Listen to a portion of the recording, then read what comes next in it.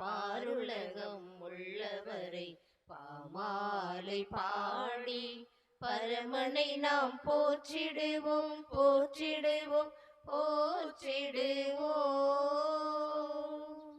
ஆதியுமாய் அந்தமுமாய் ஜோதியுமாய் சொந்தமுமாய், ஆதியுமாய் அந்தமுமாய் ஜோதியுமாய் சொந்தமுமாய் நீதியுமாய் நேர்மையுமாய், நீதியுமாய் நேர்மையுமாய் நீடுலையில் வாழ்வதனால் வாருங்கள் மானிடரே பாருலகம் உள்ளவரை பாமாலை பாடி பரமனை நாம் போற்றிடுவோம் போற்றிடுவோம் போற்றிடுவோம். வாருங்கள் மானிடரே பாருலகம் உள்ளவரை பாமாலை பாடி பரமனை நாம் போற்றிடுவோம் போற்றிடுவோம் போற்றிடுவோம்.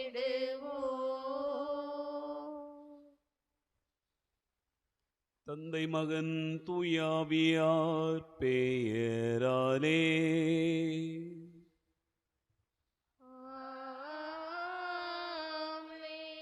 நம் ஆண்டவராகிய இயேசு கிறிஸ்துவின் அருளும் கடவுளின் அன்பும் தூய ஆவியாரின் நட்புறவும் உங்கள் அனைவரோடும் இருப்பதாக. ஆன்மாவோடும் இருப்பதாக. ஆண்டவர் இயேசு கிறிஸ்துவில் அன்பு நிறைந்த சகோதர சகோதரிகளே, இறைவன் நமக்கு இந்த புதிய நாளை தந்து ஆசிர்வதித்திருக்கிறார். இந்த இனிய நாளுக்காக நாம் ஆண்டவருக்கு நன்றி கூறுவோம். இந்த நாளின் செயல்கள் ஒவ்வொன்றையும் ஆண்டவர் தாமே வழிநடத்தி தந்திட நம்மையே அர்ப்பணமாக்குவோம். நாம் இணைந்து ஜெபிக்கிற இந்த பலியை இறைவன் ஏற்றுக்கொள்ள தடையாய் இருக்கிற நம்முடைய பாவங்கள் பலவீனங்களுக்காக மனம் வருந்துவோம். ஆண்டவரிடத்திலே மன்னிப்பு கேட்போம். எல்லாம் வல்ல இறைவனிடமும் சகோதர சகோதரிகளை உங்களிடமும் நான் பாவியனை ஏற்றுக்கொள்கிறேன். ஏனெனில் என் சிந்தனையாலும் சொல்லாலும் செயலாலும் கடமையில் தவறியதாலும் பாவங்கள் பல செய்தேன். என் பாவமே என் பாவமே என் பெரும் பாவமே. ஆகையால் எப்பொழுதும் கன்னியான புனித மரியாளையும் வானதூதர் புனிதர் அனைவரையும் சகோதர சகோதரிகளை உங்களையும் நம் இறைவனாகிய ஆண்டவரிடம் எனக்காக வேண்டிக் கொள்ள மன்றாடுகிறேன். எல்லாம் வல்ல இறைவன் நம் மீது இரக்கம் வைத்து நம் பாவங்களை மன்னித்து நம்மை நிலைவாழ்வுக்கு அழைத்து செல்வாராக. ஆமென். உள்ளம் நொறுங்கி வருந்துவரை நலமாக்க அனுப்ப பெற்ற ஆண்டவரே இரக்கமாயிரும். ஆண்டவரே இரக்கமாயிரும். பாவிகளை தேடி வந்த கிறிஸ்துவே இரக்கமாயிரும். கிறிஸ்துவே இரக்கமாயிரும். தந்தையின் வலப்பக்கம் வீற்றிருந்து எங்களுக்காக பரிந்து பேசுகின்ற ஆண்டவரே இரக்கமாயிரும். ஆண்டவரே இரக்கமாயிரும்.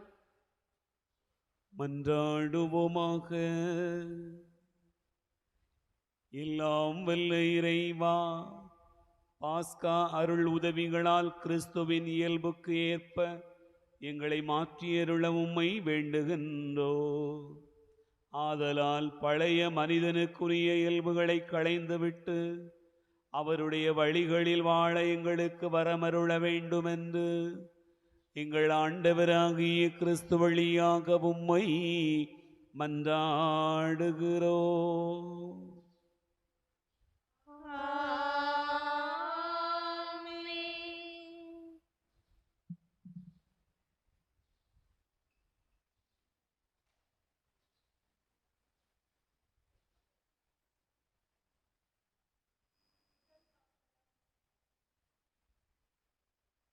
முதல் வாசகம். ஸ்தேவானின் ஞானத்தையும் தூய ஆவி வாயிலாக அவர் பேசிய வார்த்தைகளையும் எதிர்த்து நிற்க அவர்களால் இயலவில்லை. திருத்தூதர் பணிகள் நூலிலிருந்து வாசகம். அதிகாரம் 6, இறை சொற்றொடர்கள் 8 முதல் 15 வரை. ஸ்தேவானின் ஞானத்தையும் தூய ஆவி வாயிலாக அவர் பேசிய வார்த்தைகளையும் எதிர்த்து நிற்க அவர்களால் இயலவில்லை. திருத்தூதர் பணிகள் நூலிலிருந்து வாசகம். அதிகாரம் 6, இறை சொற்றொடர்கள் 8 முதல் 15 வரை. அந்நாட்களில் ஸ்தேவான் அருளும் வல்லமையும் நிறைந்தவராய் மக்களிடையே பெரும் அருஞ்செயல்களையும் அரும் அடையாளங்களையும் செய்து வந்தார். அப்பொழுது உரிமையடைந்தோர் எனப்படுவோரின் தொழுகை கூடத்தைச் சேர்ந்த சிலரும் சீரேன், அலெக்சாந்திரியா நகரினும் சிலிசியா, ஆசியா மாநிலத்தாரும் ஸ்தேவானோடு வாதாடத் தொடங்கினர். ஆனால் அவரது ஞானத்தையும் தூய ஆவி வாயிலாக அவர் பேசிய வார்த்தைகளையும் எதிர்த்து நிற்க அவர்களால் இயலவில்லை. பின்பு அவர்கள், இவன் மோசேக்கும் கடவுளுக்கும் எதிராக பழிச்சொற்கள் சொன்னதை நாங்கள் கேட்டிருக்கிறோம் என்று கூற சிலரை தூண்டிவிட்டனர். அவ்வாறே அவர்கள் மக்களையும் மூப்பர்களையும் மறைநூல் அறிஞர்களையும் அவருக்கு எதிராக கிளர்ந்தெழச் செய்தார்கள். உடனே அவர்கள் எழுந்து வந்து அவரை பிடித்து தலைமைச் சங்கத்துக்கு இழுத்துச் சென்றார்கள். மேலும் பொய் சாட்சிகளை கொண்டு வந்து நிறுத்தினார்கள். அவர்கள், இந்த மனிதன் இத்தூய இடத்தையும் திருச்சட்டத்தையும் எதிர்த்து ஓயாமல் பேசி வருகிறான் என்று கூறினார்கள். மேலும் அவர்கள், நசரேயராகிய இயேசு இந்த இடத்தை அழித்து விடுவார் என்றும் மோசே நமக்கு கொடுத்திருக்கிற முறைகளை மாற்றி விடுவார் என்றும் இவன் கூற கேட்டோம் என்றார்கள். தலைமை சங்கத்தில் அமர்ந்திருந்த அனைவரும் அவரை உற்று பார்த்தபோது அவரது முகம் வானதூதரின் முகம் போல் இருக்க கண்டனர். இது ஆண்டவர் வழங்கும் அருள்வாக்கு. பதிலுரை பாடல். பல்லவி. ஆண்டவர் திருச்சட்டப்படி நடப்போர் பேறு பெற்றோர். தலைவர்கள் ஒன்று கூடி எனக்கு எதிராய் சூழ்ச்சி செய்தாலும் ஊழியன் உம்முடைய விதிமுறைகளை குறித்தே சிந்திக்கின்றேன். ஏனெனில் ஒழுங்குமுறைகள் எனக்கு இன்பம் தருகின்றன, அவையே எனக்கு அறிவுரையாளர். பல்லவி. என் வழிமுறைகளை உமக்கு எடுத்துச் சொன்னேன், நீர் என் மன்றாட்டை கேட்டருளினீர். விதிமுறைகளை எனக்கு கற்றுத்தாரும். நியமங்கள் காட்டும் வழியை என்றும் உணர்த்தியர்களும். வியத்தகு செயல்கள் பற்றி நான் சிந்தனை செய்வேன். பல்லவி. பொய் வழியை என்னை விட்டு விலக்கியர்களும். உமது திருச்சட்டத்தை எனக்கு கற்றுத்தாரும். உண்மையின் பாதையை நான் தேர்ந்து கொண்டேன். நீதி நெறிகளை என் கண் முன் நிறுத்தியுள்ளேன். பல்லவி. ஆண்டவர் திருச்சட்டப்படி நடப்போர் பேறு பெற்றோர்.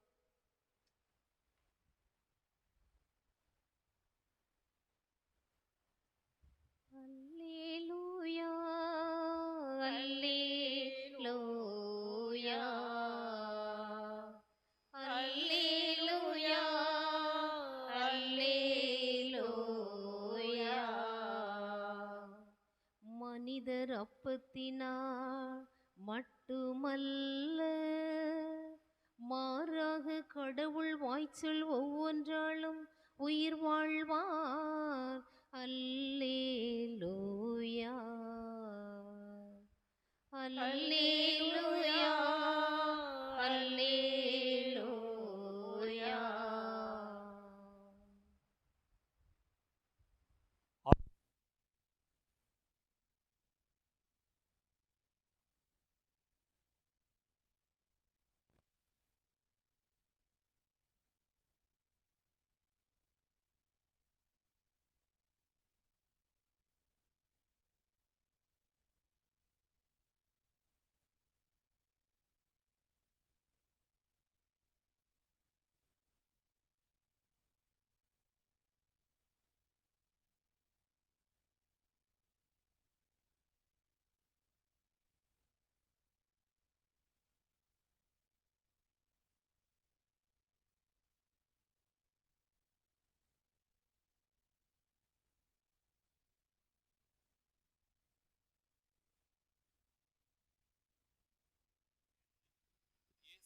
அவர்களோடு படகில் அப்படகில் ஏறவில்லை என்பதையும் அவர்கள் கண்கூடாக பார்த்திருந்தார்கள். அப்போது ஆண்டவர் கடவுளுக்கு நன்றி செலுத்தி கொடுத்த உணவை மக்கள் உண்ட இடத்திற்கு அருகில் திபேரியாவிலிருந்து படகுகள் வந்து சேர்ந்தன. இயேசுவும் அவருடைய சீடரும் அங்கு இல்லை என்பதை கண்ட மக்கள் கூட்டமாய் அப்படகுகளில் ஏறி இயேசுவை தேடி கப்பர்நாகுமுக்கு சென்றனர். அங்கு கடற்கரையில் அவர்கள் அவரை கண்டு, ரபி, எப்போது இங்கு வந்தீர் என்று கேட்டார்கள். இயேசு மறுமொழியாக, நீங்கள் அருமடையாளங்களை கண்டதால் அல்ல, மாறாக அப்பங்களை வயிறார உண்டதால் தான் என்னை தேடுகிறீர்கள் என உறுதியாக உங்களுக்கு சொல்கிறேன். அழிந்து போகும் உணவுக்காக உழைக்க வேண்டாம், நிலைவாழ்வு தரும் அழியாத உணவுக்காகவே உழையுங்கள். அவ்வுணவை மானிட மகன் உங்களுக்கு கொடுப்பார். ஏனெனில் தந்தையாகிய கடவுள் அவருக்கே தம் அதிகாரத்தை அளித்துள்ளார் என்றார். அவர்கள் அவரை நோக்கி, எங்கள் செயல்கள் கடவுளுக்கு ஏற்றவையாக இருப்பதற்கு நாங்கள் என்ன செய்ய வேண்டும் என்று கேட்டார்கள். இயேசு அவர்களை பார்த்து, கடவுள் அனுப்பியவரை நம்புவதே கடவுளுக்கேற்ற செயல் என்றார். ஆண்டவரின் அருள்வாக்கு. கிறிஸ்துவே உமக்கு புகழ்.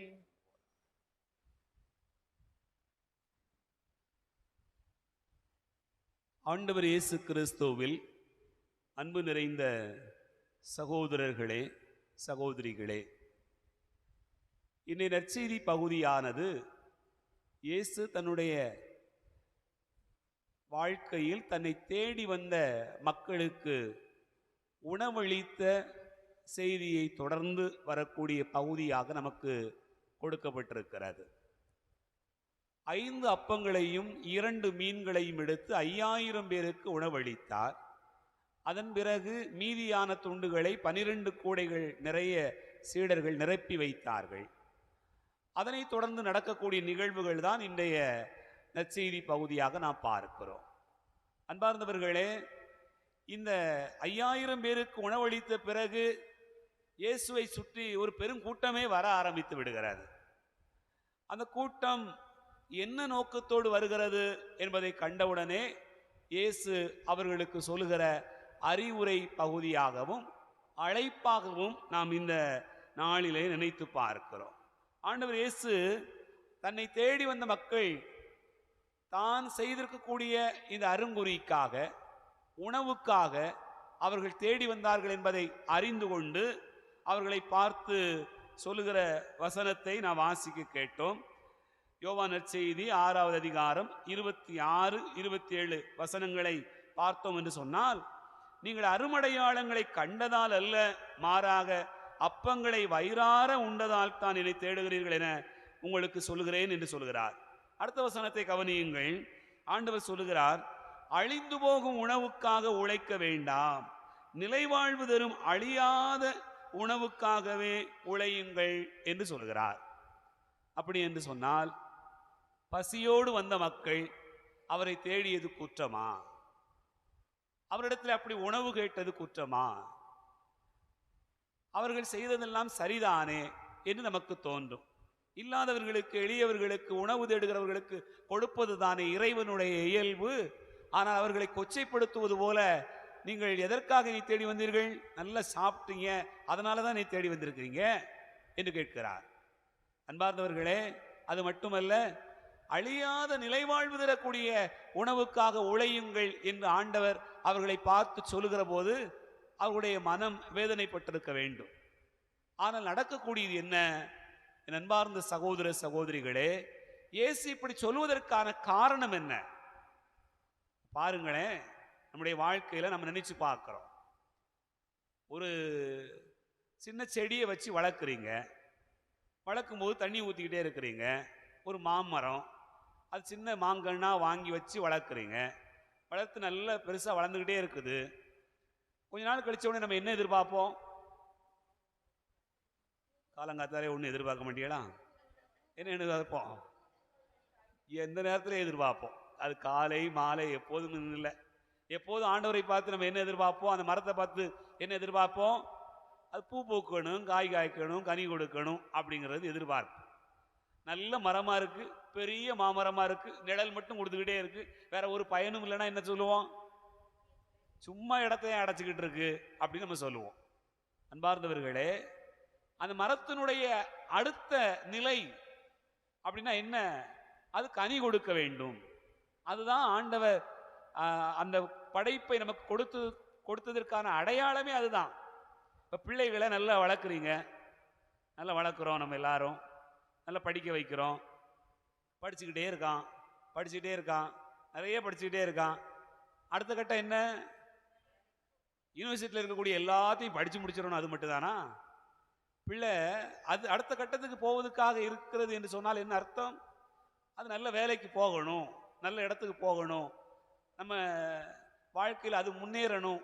தன்னுடைய வாழ்க்கையை தேடுவது மட்டுமல்லாமல் வளர்த்து விட்ட நம்மையும் நம் பிள்ளை நினைக்க வேண்டும். அதுதான் அடுத்த கட்டம், அடுத்த நிலை. என் அன்பார்ந்த சகோதர சகோதரிகளே, ஆகவே ஒவ்வொன்றுக்கும் படைக்கப்பட்டிருக்கிறது என்று சொன்னால் ஒரு நிலையிலிருந்து அடுத்த நிலைக்கு கடந்து போக வேண்டும் என்பதுதான் அதனுடைய இயல்பாகவே இருக்கிறது. ஆனால் இயேசுவை தேடிய பிள்ளைகள், மக்கள் ஒரு முறை 5000 பேர் சாப்பிட்ட உடனே அடுத்து 12 கூட மிச்சமானவனே இன்னும் சோறு ஓடுவாரா அப்படின்னு பார்த்துக்கிட்டு இருக்கிறாங்க. இங்க என்ன சொல்லப்படுகிறது? சோறு சாப்பிட்டலப்பா, வயிறு நிறைஞ்சிடுதுராப்பா, அடுத்த கட்டம் என்ன? அடுத்த கட்டம் என்ன? உன்னுடைய வாழ்க்கையினுடைய அடுத்த நிலை என்ன? அதைத்தான் ஆண்டவர் இயேசு அவர்களுக்கு உணர்த்துகிறார். அழியாத நிலைவாழ்வு தரக்கூடிய உணவுக்காக உழையுங்கள் என்று சொல்கிறார். அப்படி என்றால் நாம் வயிறார உண்டிருக்கிறோம், நிறைவாக இருக்கிறோம் என்று சொன்னால் நம்முடைய வாழ்க்கையில் பல நேரங்களிலே அதிலே நிறைவடைந்து விடக்கூடாது. எனக்கு எல்லாம் கிடைச்சிடுச்சு, நல்ல நிறைவா இருக்கிறேன், போதும் அப்படிங்கிற மனநிலை அல்ல. ஆண்டவரிடத்தில் எதிர்பார்ப்பது என்ன? என் அன்பு பிள்ளைகளே, வயிறு நிறைந்து விட்டதா? உங்களுடைய வாழ்க்கை நிறைந்து விட்டதா? இந்த மண்ணுலகில் வாழ்வதற்கான எல்லா தேவைகளும் உங்களுக்கு பூர்த்தி செய்யப்பட்டு விட்டதா? மற்றவர்களை விடவும் நீங்கள் நிறைவாக வாழ கற்றுக்கொண்டு விட்டீர்களா? அப்படி என்று சொன்னால் நீங்கள் அடுத்த நிலைக்கு போக வேண்டும். அடுத்த நிலை என்ன? ஆண்டவருடைய வார்த்தையில் நிலைத்திருப்பது, நிலைவாழ்வு தரக்கூடிய ஆண்டவரை தேடுவது, அவரிலே நம்பிக்கை கொண்டிருப்பது. மற்ற மக்கள் எல்லாரும் இன்னொரு தடவை சோறு ஓடுவாரா அப்படின்னு கேட்டுட்டு வந்தாங்க. ஆனால் ஆண்டவர் இயேசு அவர்களை அடுத்த நிலைக்கு கடத்தி கொண்டு போகிறார் என்று பார்க்கிறோம். ஆகவே ஒரு செடி வளர்க்கிறோம் என்று சொன்னால் அது அதனுடைய இலக்கை அடைய வேண்டும். ஒரு பிள்ளை வளர்க்கிறோம் என்று சொன்னால் அது அதனுடைய இலக்கை அடைய வேண்டும். அதே போலதான் ஆண்டவரை தேடி வருகிறோம் என்று சொன்னால், மனநிறைவடைந்து விட்டோம் என்று சொன்னால் அடுத்த இலக்கு ஆண்டவருடைய வார்த்தை குறித்த அறிவிப்பு செய்ய வேண்டும். முதல் வாசகத்தை எடுத்துக்கொள்ளுங்கள். புனித ஸ்தேவானுடைய வாழ்வு சொல்லப்படுகிறது. ஸ்தேவான் எதற்காக தேர்ந்தெடுக்கப்பட்டார்? விவிலியத்திலே பார்த்தீர்கள் என்று சொன்னால் எதற்காக தேர்ந்தெடுக்கப்பட்டார்? சீடர்களுக்கு உதவி செய்வதற்காக திருத்தொண்டர்கள் நியமிக்கப்பட்டார்கள். அந்த திருத்தொண்டர்களில் ஒருவர் தான் யார்? புனித ஸ்தேவான். அந்த ஸ்தேவான் தேர்ந்தெடுக்கப்பட்டதனுடைய நோக்கமே சாப்பாடு பரிமாறணும், அப்படியே உதவி செய்யணும், அதுதான். ஆனா அந்த வேலையை மட்டும் செஞ்சுக்கிட்டு அவர் இருக்கல, அடுத்த கட்டத்துக்கு போனார். பாருங்க, ஆண்டவருடைய வார்த்தையை எடுத்து கூறுகிற போது ஸ்தேவானுடைய முகம் எப்படி இருந்ததா? வானதூதருடைய முகம் போல இருந்தது அப்படி சொல்லப்பட்டிருக்கிறது. அவருடைய வேலையே என்னது? சோறு பரிமாறுது. நீங்க நினைக்கலாம், வீட்டில் சோத்த பொங்கிட்டு தானப்பா இருக்கோம், நமக்கு மனைவி அப்படிங்கிற ஒரு வேலை தான், அதை தவிர வேற என்ன இருக்கு அப்படி நினைக்கலாம். அது அல்ல. நீங்கள் உங்களுடைய குடும்பத்திலே நீங்கள் கொடுக்கப்பட்டிருக்கக்கூடிய அந்த வேலையிலும் உங்களுடைய முகம் எப்படி இருக்கலாம்? வானதூதரின் முகம் போல இருக்க முடியும். அதுதான் இறைவாக்கு கற்றுத்தருகிற பாடம். ஆகவே உணவு உண்ட மக்கள் அடுத்த நிலைக்கு கடந்து போகிறார்கள். அதை அடைய வேண்டும் என்பதற்காக ஆண்டவர் அவர்களை வழி நடத்துகிறார். நாமும் வயிறார நிறைந்திருக்கிறோம் என்று சொன்னால், மனசார நிறைவாக இருக்கிறோம் என்று சொன்னால், அடுத்த நிலை ஆண்டவருக்காக வாழ்வது, ஆண்டவர் தருகிற அழியாத உணவை தேடுவது. சிந்திப்போம்.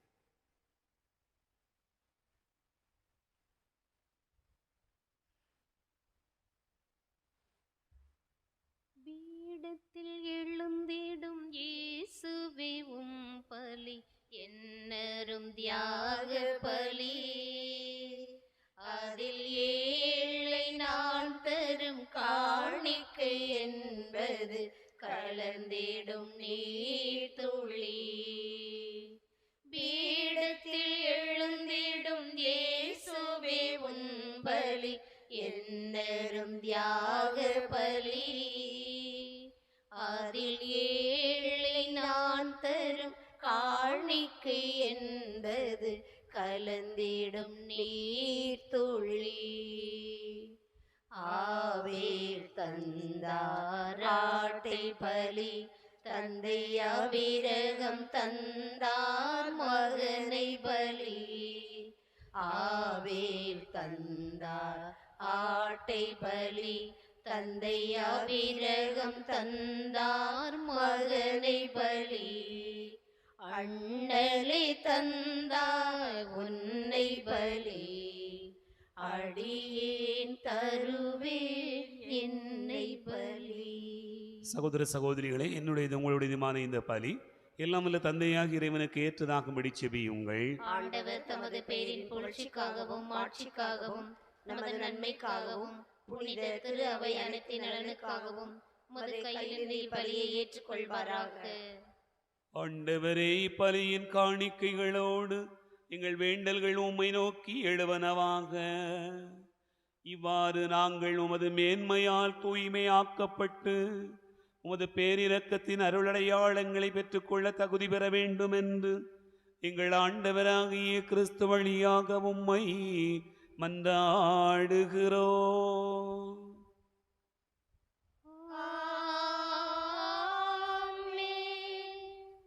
ஆண்டவர் உங்களோடு இருப்பாராக.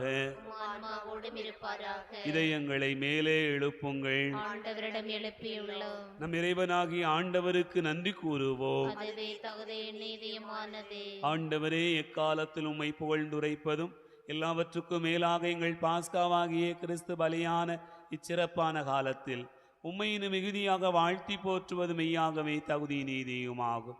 எங்கள் கடமையும் மீட்புக்குரிய செயலுமாகும். கிறிஸ்து தம் திருவுடலை ஒப்புக் கொடுத்து சிலுவையின் மெய்யான பலியில் முற்கால பலிகள் நிறைவு பெறச் செய்தருளினார். எங்கள் மீட்புக்காக அவர் உம்மிடம் தம்மையே கையளித்த போது அவரே குருவாகவும் பலிபீடமாகவும் செம்மறியாகவும் விளங்கினார். ஆகவே வானகணிகளோடு வந்து சேர்ந்து நாங்கள் உம்மை புகழ்ந்து முடிவின்றி சொல்வதாவது: தூயவர் தூயவர் தூயவர், வான்படைகளின் கடவுளாம் ஆண்டவர். விண்ணகமும் மண்ணகமும் மது மாட்சியால் நிறைந்துள்ளன. உன்னதங்களிலே ஓசன்னா. ஆண்டவர் பெயரால் வருகிறவர் ஆசி பெற்றவர். உன்னதங்களிலே ஓசன்னா. ஆண்டவரே, நிர்மையாகவே தூயவர், தூய்மை அனைத்துக்கும் ஊற்று. ஆகவே உம்முடைய ஆவியை பொழிந்து இக்காணிக்கைகளை தூய்மைப்படுத்த உம்மை வேண்டுகிறோம். இவ்வாறு எங்கள் ஆண்டவர் இயேசு கிறிஸ்துவின் உடலாகவும் இரத்தமாகவும் எங்களுக்கு இவை மாறுவனவாக. அவர் பாடுபட உளம்கனிந்து தம்மை கையளித்த போது அப்பத்தை எடுத்து நன்றி செலுத்தி அதை பிட்டு தம் சீடர்களுக்கு அளித்து அவர் கூறியதாவது: அனைவரும் இதிலிருந்து பெற்று உண்ணுங்கள், ஏனெனில் இது உங்களுக்காக கையளிக்கப்படும் என் உடல்.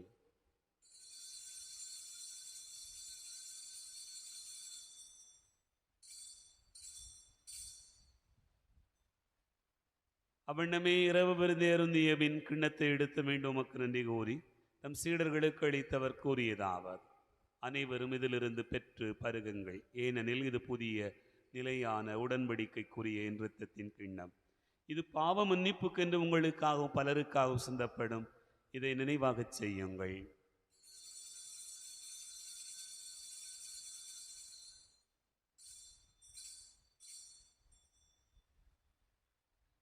நம்பிக்கையின் மறைபொருள்.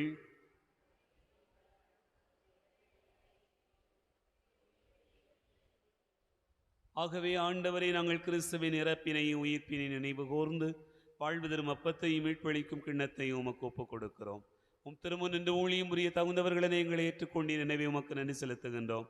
மேலும் கிறிஸ்துவின் உடலில் மொத்தத்திலும் அங்கு உள்ளும் எங்களை தூயாவியார் ஒன்று சேர்க்க வேண்டுமென உம்மை தாழ்மையுடன் மன்றாடுகிறோம். ஆண்டவரே, உலகெங்கும் பரவி இருக்கும் திரு அவையை நினைவு கூர்ந்தருளும். எங்கள் திருத்தந்தை பிரான்சிஸ், எங்கள் ஆயிரந்தோணி சாமி, எல்லா திருநிலையினராகிய அனைவரோடும் ஒரு திரு அவை அன்பில் நிறைவு பெறச் செய்தருளும். உயிர்த்தெழும் எதிர்நோக்கோடு துயில் கொடுக்கிற எங்கள் சகோதர சகோதரிகளையும் இறந்தோர் அனைவரையும் இரக்கத்துடன் நினைவு கூர்ந்து முது திருமுக ஒளியினுள் ஏற்றருளும். எங்கள் அனைவர் மீதும் இரக்கமாயிரும். கடவுளின் கன்னித்தாயான புனித மரியா, அவருடைய கணவரான புனித யோசே, புனித திருத்தூதர்கள், இவ்வுலகில் உமக்கு உகந்தவராய் இருந்தோர் ஆகிய புனிதரனை உடனும் நாங்கள் நிலைவாழ்வில் பங்கு கொள்ளும் தகுதி பெற்று உம் திருமகன் இயேசு கிறிஸ்து வழியாக உம்மை புகழ்ந்தேத்து வரமருள உம்மை மன்றாடுகிறோம். இவர் வழியாக இவரோடு இவரில் எல்லாம் வல்ல இறைவனாகிய தந்தையே, தூயாவியாரின் ஒன்றிப்பில் எல்லா புகழும் ஆட்சியும் என்றென்றும் உமக்கு உரியதே.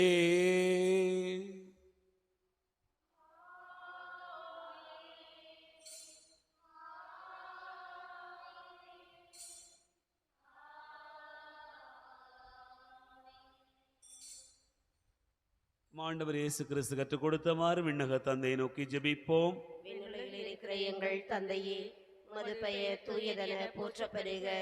உமது ஆட்சி வருக. உமது திருவுளம் விண்ணுலகில் நிறைவேறுவது போல மண்ணுலகிலும் நிறைவேறுக. எங்கள் அன்றாட உணவை இன்று எங்களுக்கு தாரும். எங்களுக்கு எதிராக குற்றம் செய்வோரை நாங்கள் மன்னிப்பது போல எங்கள் குற்றங்களை மன்னியும். எங்களை சோதனைக்கு உட்படுத்தாதேயும், தீமையிலிருந்து எங்களை விடுவித்தருளும். ஆண்டவரே, தீமை அனைத்திலிருந்தும் எங்களை விடுவித்து எங்கள் வாழ்நாளில் அமைதியை கனிவுடன் அருள உம்மை மன்றாடுகிறோம். உமது இரக்கத்தின் உதவியால் எங்கள் பாவத்திலிருந்து எப்போதும் விடுதலை பெற்று யாதொரு கலக்கவுமின்றி நலமாயிருப்போமாக.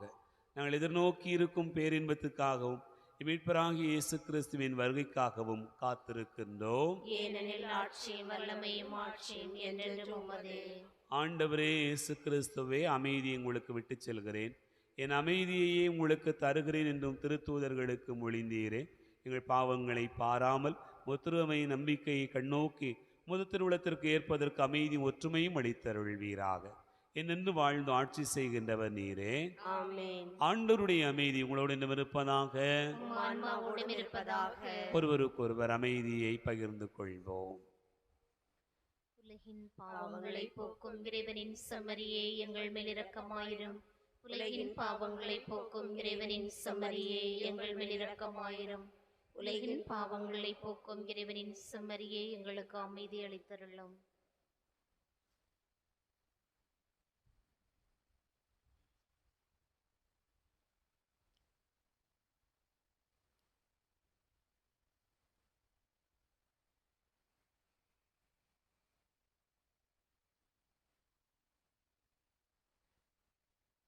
இதோ இறைவன் செம்மறி, இதோ உலகின் பாவங்களை போக்குகிறவர். செம்மறியின் விருந்துக்கு அழைக்க பெற்றோர் பேறு பெற்றோர்.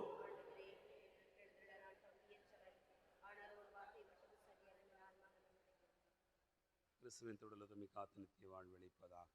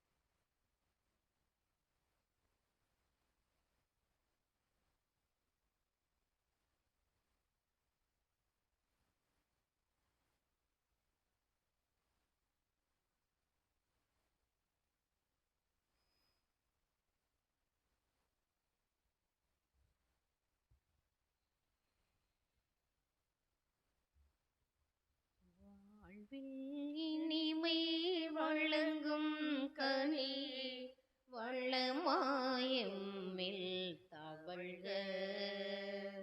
வாழ்வில் இனிமை வழங்கும் கனி வளமாயம்மில் தவழ்க.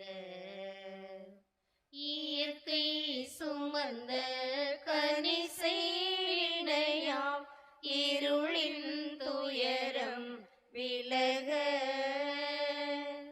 இயற்கை சுமந்த கனிசை வினையாம் இருளின் துயரம் விலக.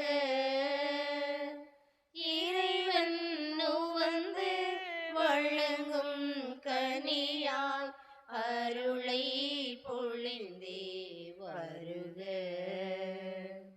வாழ்வில் இனிமை வழங்கும் கனியே வளமாயம்மில் தவழ்க. தூய்மை அமுதம் துளிர்க்கும் மலராய் துளங்கும் இறைவா வருக. தூய்மை அமுதம் துளிர்க்கும் மலராய் துளங்கும் இறைவா வருக.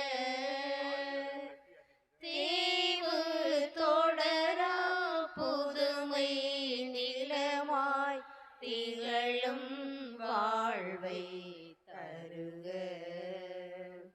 வாழ்வில் இனிமை வழங்கும் கனியே வளமாயம்மில் தவழ்க.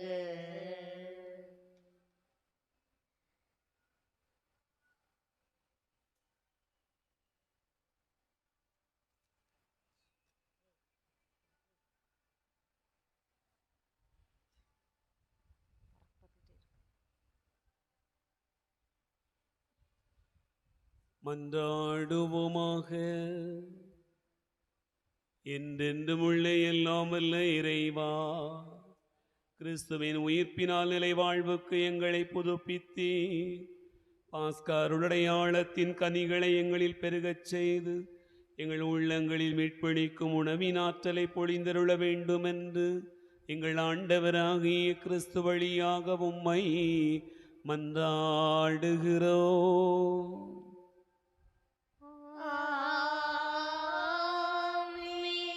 ஆண்டவர் உங்களோடு இருப்பாராக.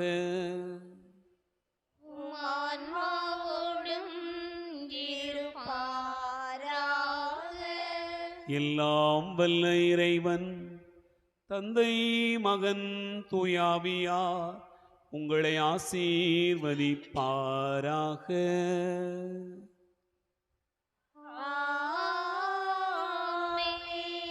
சென்று வாழுவோம். திருப்பலி நிறைவேறிற்று. அல்லேலூயா அல்லேலூயா.